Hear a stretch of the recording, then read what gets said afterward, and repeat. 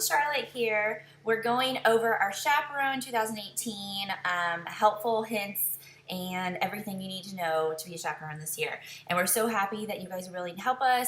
We just want to go through, we've had a little bit of confusion, so we want to make this video really quick and short and sweet, okay? So our performances, as you know, are very huge, and safety's a #1 priority for all of us. So please be sure to wear your black FTA chaperone shirt if you are chaperoning with us. If you do not plan on chaperoning with us, please do not wear it. It creates a lot of confusion, and if you are going out to watch your kids and you're not chaperoning with us, there's just a lot of confusion. So just wear your chaperone shirt when you are chaperoning, okay? If you want to buy a fan club shirt, then buy one, and then you can wear it when you're watching your kids, and there's, no problem, okay? We always have at least 150 twirlers at our performances, so we need all the help we can get because just the two of us can't master that. So when you arrive, you will be assigned, you will be given a sign that has an age group listed on it. You will be given a chaperone bag, and in that bag will have a little emergency first aid kit with Band-Aids and antiseptic wipe and hand sanitizer and just basic stuff that you need. If you need anything else, you'll come find us and we'll take care of it. But once you get there and you get your sign in your bag, you will then pick a location in the twirler area that we have, our little area that they can't get out of. So then once the twirler gets checked in, they will then head to that specified group based on their age. And you will be in charge of that age group for the entire performance until they are gone from us. When they're in the twirler area, there's no running at all. There's no tossing their batons. There's no crazy pushing, hitting, anything like that. Absolute no sword play. We are trying to keep everyone just really calm. They can talk, sit, have fun, meet new friends. And if you see any of that occurring, if you see a twirler running, if you see them playing sword fighting like Jedi fighters, if you see them throwing their batons like crazy people, please ask them nicely to stop doing what they're doing, to rein them back in. They can do other little stuff, but not anything crazy like that. They're excited, so they tend to get a little crazy.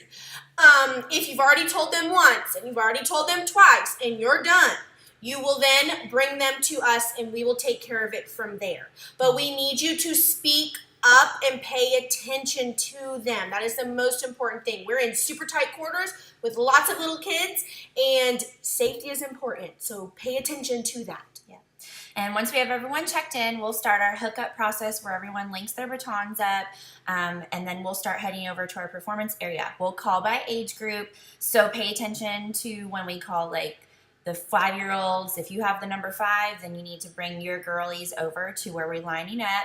And then you're going to stay in front of the line. We're going to have one person at the front and one person at the back. So you're going to start your line and go very, very slow because all of these girls have to be hooked up together in a line. If they go too fast, they're going to trip and fall. And we don't want any of that because it creates the domino effect of everyone falling. So please, please, please, speak up, use your voice, and tell them to slow down and take their time because we're not in any hurry. We have plenty of time to get over to the performance area. We're taking toddler steps. Yes, toddler little steps. baby steps. When we're in that holding area, so once we walk over to the area where we're waiting for our performance, please make sure the girls do not unhook their batons. That is our big safety measure right there, is when they're hooked up with their batons. They've been taught in class not to unhook, so we're hoping that you will be enforcing that as well. That will prevent any child getting lost. That will prevent anything happening. If they're hooked up, nothing should be happening.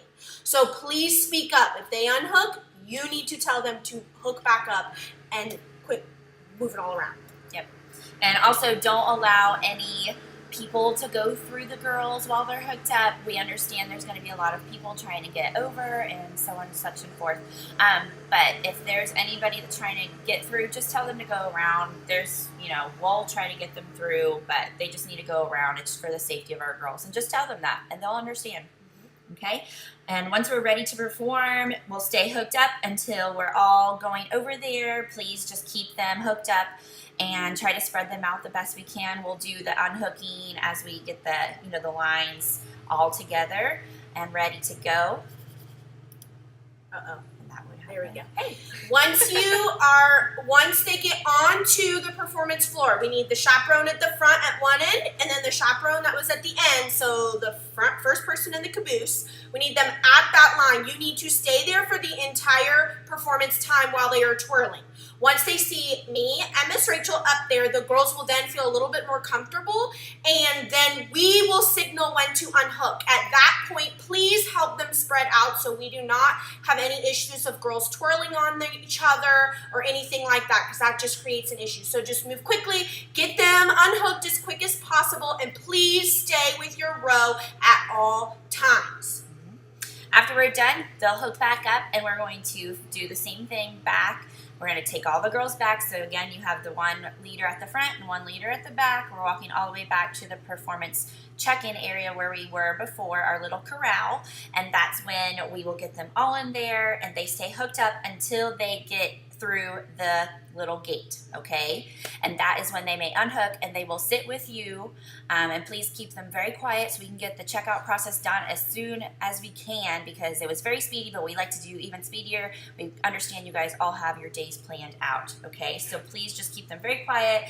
Make sure, again, they're not hitting each other. They need to keep their batons in their laps. If they borrowed a baton, go ahead and collect that from them.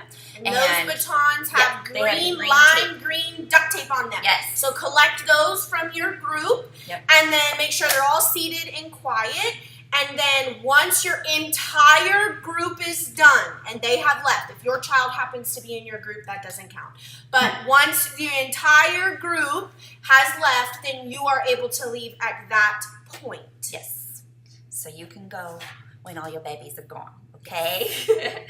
Again, just to reiterate, if the child needs any attention at all, more than just a Band-Aid, please bring them to us so we can get them first aid, get them as taken care of as soon as possible. Absolutely no bathroom visits are available at all for the Light Up Ocala performance. They should have went before the performance check-in. Okay, so if they have to go while they are with you, please just tell them they'll be done soon. Okay, so they can wait until their mommy and daddies get them. At the Bellevue Parade, we'll have a porta potty close by us, if not with us in the holding area, so they will be able to go, and when that happens, you will take your group with you to go, okay?